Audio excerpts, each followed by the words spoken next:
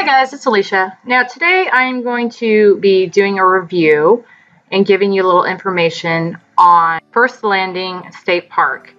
This is located on Cape Henry in Virginia Beach, Virginia. It is a 2,888 acre park, and it is Virginia's most visited state park.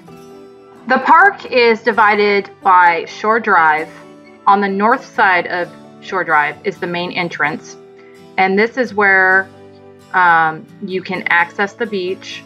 There's parking, restrooms, an information center, and this is also where the campground is. On the other side of Shore Drive, opposite the main entrance, is a secondary entrance to the park, and this is where you would access the trailheads. There's also parking, restrooms, and a trail center on this side. This side is where all your hiking trails are. There's 9 trails in total, and one of those is a bike trail. And the bike trail is 5.9 miles long. There are 19 miles of trails total in the trail system. And the cool thing about this side of the park, this is where most of the habitats can be found in the park. You've got your cypress swamp, your salt marsh, your maritime forest, freshwater wetlands, dunes, and bay shoreline. Now, if you're not wanting to camp overnight, there is day admission to the park, and that is $4 per vehicle on weekdays and $5 on the weekends. The grounds are open daily from 8 a.m. to dusk. As for the campground, there are more than 200 campsites. The fees range from $24 to $32. Pets are allowed for an additional $5 per night. The park has sites with and without electric and water hookup. From what I could tell, the majority of the tent sites were in more of a kind of wooded area, whereas the RV sites were right across from the beach, and they were a little bit more open. Overall, there is some privacy in the park, which is nice. We stayed in a trailer on the RV side, and the sites were decent sized. You can get a pretty good sized RV in them. They were spaced far enough apart, and there was enough shrubbery and vegetation that made them seem pretty private. There is a dump station that is pretty accessible and easy to use, and there are also multiple restrooms in this campground with both toilets and showers. Now, to rent the cabins, there are 20 of them, and the fees range from $94 to $139 per night. Pets are also welcome for an additional $10 fee per night.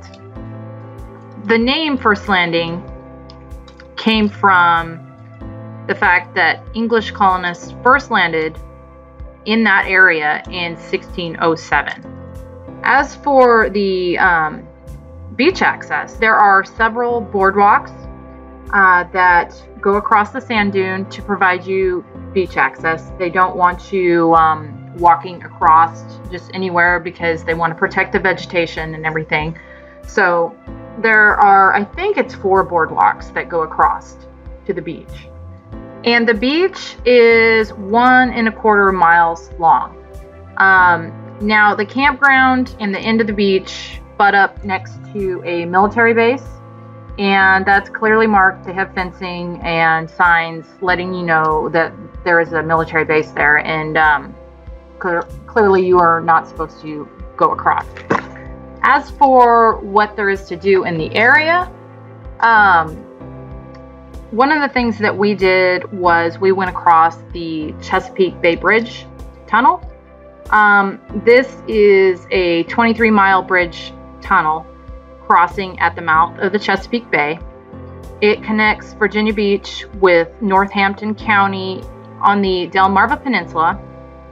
And it was just kind of neat to go across that, and there is a toll, and I don't remember offhand how much it was. It was still a cool thing to do. As far as other things to do in Virginia Beach, there's quite a bit of things to do besides just going to the beaches and that kind of thing.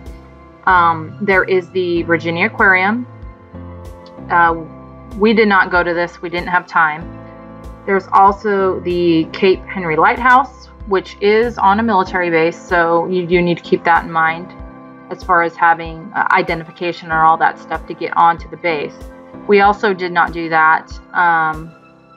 We spent most of our time in Norfolk, which is about 30 minutes away from the park. We went to the Virginia Zoological Park, and that was pretty neat. It's a 53-acre park. It's not very big, but it was a nice park, and we enjoyed that. We also went to Nauticus. Now, Nauticus is a maritime-themed science center and museum, and we saw the USS Wisconsin Battleship, which is really cool. This is one of the largest and the last battleships built by the U.S. Navy, and you can do a tour of it.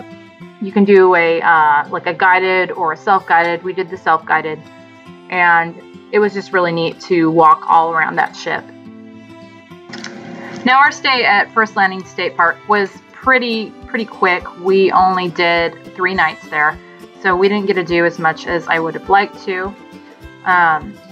But hopefully we will make it back that way and get to do some of the other things that are around that area. Overall, I think my favorite thing was just being able to hang out at the beach, just right there, super close to our campsite. So that was really neat to just be able to walk right over across to it.